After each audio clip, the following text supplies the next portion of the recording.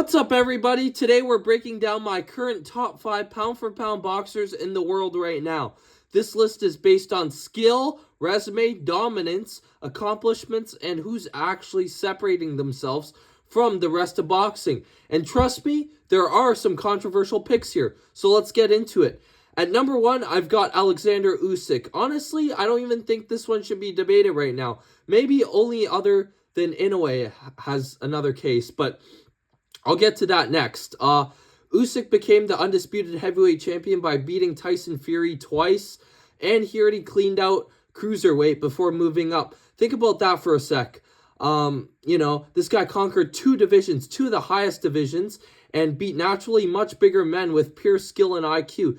Fury was, double his weight, double his size, double his height, and his footwork is unreal. His stamina is elite. His boxing brain might be the best in the sport today. And what makes Usyk special is that he doesn't just win. He solves fighters, just like how he did with Daniel Dubois, who's another champion right now. Dubois is probably the best heavyweight alongside Usyk.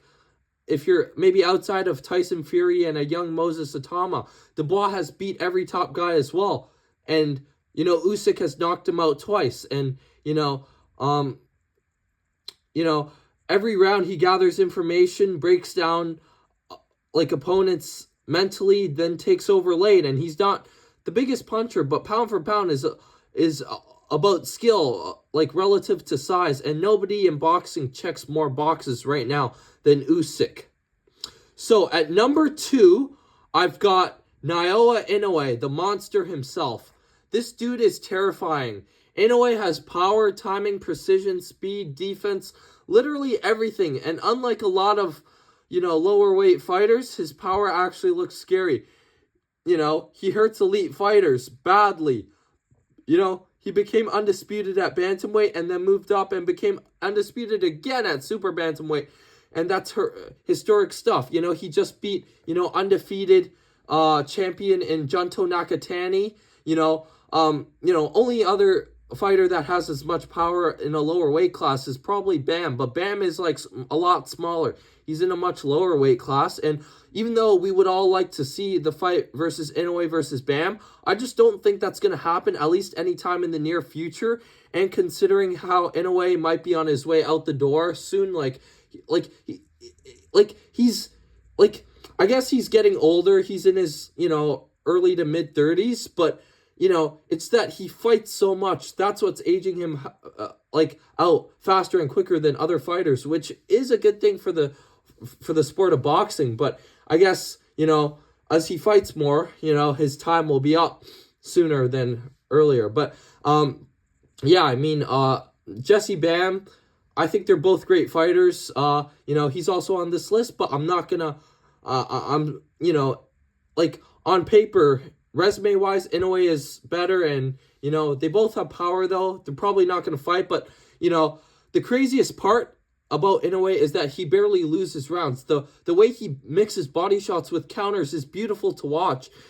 Technically, he's almost flawless. The only reason I've got him at number 2 instead of number 1 is because Usyk did it at heavyweight against giants, but skill for skill, Inoue is right there. Yeah, I know this pick is going to surprise some people, but I've got David Benavidez at number 3. Why? Because I think Benavidez, he's at an insane level, especially after beating cruiserweight unified champion Zurdo Ramirez. He's won champion, he's a 3-division champion now, 168, 175, and 200. His combination punching, pressure, volume, and conditioning are ridiculous for a guy his size. Most fighters fold once Benavidez gets rolling. He throws nonstop, breaks people mentally. Let's look at guys who have had success against him. Plant, Demetrius Andrade. Those guys, yeah, they had a bit of success, but once Benavidez, was rolling, they folded. And, he throws nonstop and breaks people mentally. And after moving up and proving he can handle bigger fighters like Zurdo and, etc., I think he's, I think he's showing he belongs among the elite of boxing, and people still criticize his resume, but hey, let's be honest, a lot of fighters don't want to deal with him. People duck him, just like with Canelo. Canelo's ducking him. He's one of the most avoided guys in the sport. If he keeps stacking wins at higher weights, this ranking is only going to age better. And, he's like GGG. And then at number 4, I've got Shakur Stevenson. Pure skill, he might honestly be top 2. Shakur is one of the hardest fighters to hit clean in boxing. His distance control, defense timing, and composure are absolutely elite. Some fans say he's boring. Sure, let's say in the De Los Santos fight. Yeah, sure. But if you really understand boxing, watching Shakur is like, watching a chess master. Watching chess is kind of boring too, but, he makes world-class fighters look uncomfortable and hesitant, and that's rare. Just like how he did with Teofimo Lopez. Lopez was, the lineal best champion fighter at 140, and, he just pretty much dominated him and, outboxed him. I guess it was a styles problem, but, that's how good Shakur is, and the reason he's not higher is because his resume still needs to unify more belts, I guess, and continue to fight, more superstars and win. But, the reason why he's here is because he beat the superstar Teofimo Lopez in a dominant fashion as well. But talent-wise, and, he absolutely belongs in the pound-for-pound conversation. And, with Shakur, he's, really, with Shakur, Shakur beat Teofimo so easily, and Teofimo beat, Lomachenko. Obviously, styles make fights. Lomachenko's older now, but, you guys know what I mean. At number 5, I've got Bam Rodriguez. Bam might be one of the most underrated elite fighters in the world right now. He's fast, explosive, versatile, and insanely mature for his age. He can fight inside, outside, counter, pressure, whatever he wants. And unlike some young fighters, Bam takes dangerous fights. I just want to see him become undisputed and then obviously move up. But the way he dismantles elite opponents is seriously impressive. He's already becoming one of the faces of the lower weight classes. And honestly, I think he's only getting better.